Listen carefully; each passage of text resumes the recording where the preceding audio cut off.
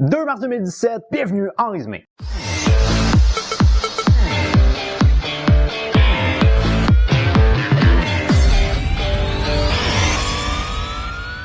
Bonjour à vous communauté, mon nom est Yves Lantier et bienvenue en résumé l'actualité avec une pointe d'humour et d'humanisme. Alors communauté, j'espère que vous avez passé une excellente semaine. La semaine dernière, communauté, ma vidéo a suscité un petit peu de réaction puis j'en suis particulièrement content. Là, je parlais de l'incident de Donald Trump. Alors la raison pour laquelle j'avais choisi le titre de l'incident de Donald Trump, c'est parce que je ne voulais pas faire référence à un attentat précis. En fait, j'avais dit l'incident de Suède, excusez. En gros, on m'a reproché le fait que j'avais comme pas bien situé le discours de M. Trump, blablabla. Alors la réponse étant que oui, je savais très bien que M. Trump ne faisait pas référence à un attentat. Il avait mentionné le lendemain sur Twitter qui faisait référence à un documentaire qu'il avait écouté sur Fox qui racontait les problèmes de l'immigration. Et mon argument principal, si vous avez bien écouté ma vidéo, c'était lorsque tu mentionnes un moment précis, on s'attend à un événement précis. On s'attend pas à une situation générale. Et je pense que son erreur majeure à lui avait été, un, de pas préparer son discours comme du monde, puis deux, d'avoir mentionné last night. Également, communauté, j'aimerais ça passer un petit mot. Là, vous êtes quelques-uns, je ne sais pas si c'est des membres de la communauté ou des gens extérieurs,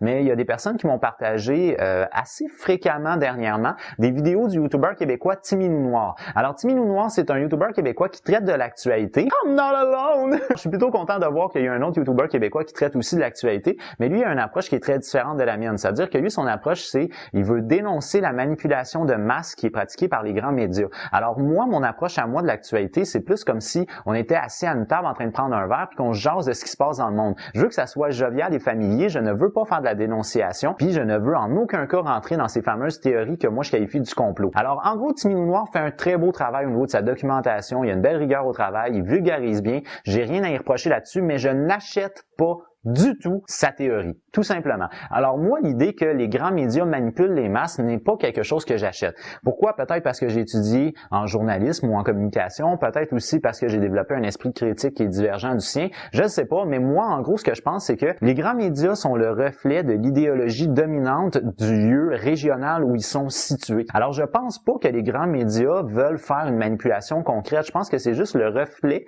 de l'idéologie où ils sont situés géographiquement. Ce qu'on remarque, c'est que les grands médias sont généralement dans les grandes agglomérations urbaines. Puis les grandes agglomérations urbaines, en tout cas en Amérique du Nord depuis quelque temps, ont tendance à être soit de centre-droite ou même de gauche. Alors, je crois que si on prend des très grands médias qui sont situés comme par exemple à New York, à Los Angeles ou même à Miami, ce qu'on remarque, c'est que c'est des villes qui ont voté démocrate. Alors, je pense que en tant que tel, là-dessus, c'est uniquement le reflet de l'idéologie dominante de ces grandes villes-là. Maintenant, la semaine dernière, dans l'actualité internationale communauté, c'était la fameuse remise des Oscars. Et ce que je dois dire, moi, c'est que je ne suis pas un grand cinéphile, donc je connais pas grand-chose par rapport à ça. Je vais pas m'étendre là-dessus. Je tiens quand même à mentionner que pour la première fois de l'histoire, il y a un acteur musulman qui a reçu un Oscar. Alors, Mahershala Ali a reçu un Oscar pour le second rôle dans le film Moonlight. Alors, ce que j'ai remarqué, c'est que Oh là là, le film Oh là là, qui est une comédie musicale, et Moonlight ont reçu quand même plusieurs prix. Puis bien entendu, il faut parler de la bourde qu'il y avait eu aux Oscars. Fait que là, les présenteurs se présentent sur le stage, ils annoncent le gagnant, le groupe de Oh là là se présente sur le stage, commence les remerciements pour que finalement un des présenteurs arrive et dise « Non, c'est pas à vous autres, en réalité, c'est à Moonlight qui revient l'Oscar. » Ça a créé un beau gros malaise. Puis moi, ce que ça me rappelle, c'est que lorsque j'avais terminé mon secondaire 5, j'avais été à ma remise des diplômes. Puis quand j'avais été à ma remise des diplômes, toutes les finissants, on était en ligne pour monter sur le stage, recevoir notre diplôme de la main de notre directrice. Puis après ça, on faisait un salut à la foule et on s'en allait. Au moment de monter sur le stage, on appelle mon nom Yves Lantier. Alors, je me présente sur le stage, je m'en vais voir ma directrice, je serre la main en premier à la personne qui organise la remise des diplômes. Puis là, ma directrice, elle me dit « J'ai pas ton diplôme. » Fait que moi, je suis planté sur le stage, puis je reçois juste « Sweet fuck all. J'ai pas de diplôme, j'ai rien. » Juste une belle poignée de main de ma directrice qui dit « Si on le retrouve, on te le redonne. » Fait que moi, ça me rappelle l'espèce de malaise que j'avais vécu à ce moment-là, mais ce qu'il faut mentionner, c'est que je suis pas quelqu'un qui stresse beaucoup à l'idée d'être sur un stage. Donc, c'est ce qui fait qu'en tant que tel, j'avais bien vécu avec ça. Puis au moment où j'allais débarquer du stage, la jeune fille qui est en avant de moi, elle me dit « J'ai ton diplôme! » Fait que finalement, j'ai eu mon diplôme non pas des mains de ma directrice, mais plutôt d'une autre étudiante, puis je l'ai eu au moment de sortir du stage. Ça crée quand même un certain malaise. Et là, dans le cas des Oscars, c'est à peu près le même genre de chose qui est arrivé. Mettez-vous un peu à la place des gens de Oh là là qui sont sur le stage puis qui se font dire finalement, c'est pas vous. Déjà là, c'est gênant pour eux. Mais en plus, pour ceux de Moonlight, il faut qu'ils montent sur le stage puis qu'ils fassent comme désolé guys, c'est nous autres les best. Maintenant, communauté, j'aimerais ça également vous parler d'une situation qui est une situation plutôt particulière qui s'est passée cette fois-ci aux États-Unis. C'était arrivé, si je me trompe pas, c'est en juillet 2015, mais La sentence a tombé cette semaine en Georgie aux États-Unis. Alors, ce qui est arrivé, c'est qu'il y a un jeune homme de 26 ans du nom de José Torres et une jeune femme de 25 ans du nom de Kayla Norton qui ont été formellement accusés. Et là, les sentences ont été quand même, je devrais dire, assez lourdes. Alors, José Torres a écopé au niveau cumulatif, là, avec toutes les accusations, de 20 ans de prison. Il va pouvoir sortir uniquement aux 2/3 de sa peine. Et la jeune fille, Kayla Norton, elle, a écopé d'un total de 15 ans, si je me trompe pas, mais elle doit faire 6 ans derrière les barreaux. Pourquoi exactement ils ont été accusés? Ben, en gros, c'est essentiellement par rapport à de l'intimidation et des paroles. Alors, ce qui s'était passé, c'est que les deux, donc le couple, étaient dans un groupe de personnes qui se faisaient appeler le respect au drapeau. Puis ça, aux États-Unis, tu niaises pas avec le respect au drapeau. C'est un droit constitutionnel. C'est-à-dire que tu n'as pas le droit de porter atteinte à l'image du drapeau américain. Et là, dans le cas présent, ben, ce groupe de personnes-là se promenait dans les rues en Georgie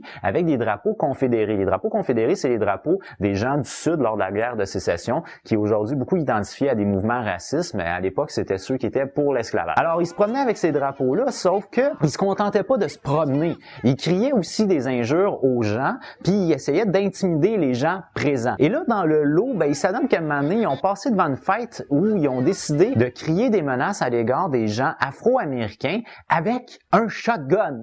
Fait qu'ils ont menacé les gens présents à une fête d'enfants avec un shotgun de tuer des bastards puis des injures racistes, etc., etc. Alors là, moi, j'appelle à la barre tous ceux qui veulent défendre ces deux imbéciles-là qui ont décidé non seulement de crier des propos racistes avec une arme dans les mains, mais en plus de faire ça devant des enfants et de menacer de tuer des gens présents à cette fête-là où il y avait des enfants. Alors, j'appelle à la barre tous ceux qui veulent les défendre. J'ai hâte de lire vos commentaires et j'ai surtout hâte de voir comment vous pouvez défendre deux imbéciles de l'humanité comme ces deux-là. Maintenant, communauté, ben, en guise de dernier sujet, la semaine dernière, je vous avais parlé des 7 exoplanètes qui avaient été découvertes par la NASA. Eh bien, la NASA vous invite cette semaine à aller sur Twitter pour essayer de nommer ces fameuses 7 planètes-là. Alors, sur Twitter, vous pouvez utiliser le hashtag 7names for 7 new planets et vous pouvez proposer un nom ou sinon voter pour les noms que vous trouvez les plus attrayants. Entre autres, dans le lot de stupidité, il y a quelqu'un sur Twitter qui a proposé le nom Far Away from Trump numéro 1, Far Away from Trump numéro 2, ainsi de suite jusqu'à 7. C'est pathétique. Sur cette communauté, pour moi, c'est déjà tout. Alors, je vous remercie beaucoup d'avoir regardé ma vidéo. Si vous l'avez aimé, n'oubliez pas de donner un petit j'aime. Si vous l'avez vraiment aimé, vous pouvez la partager. Communauté, moi, je vous dis à jeudi prochain. J'ai déjà hâte de vous voir. Allons! With love. Bye bye.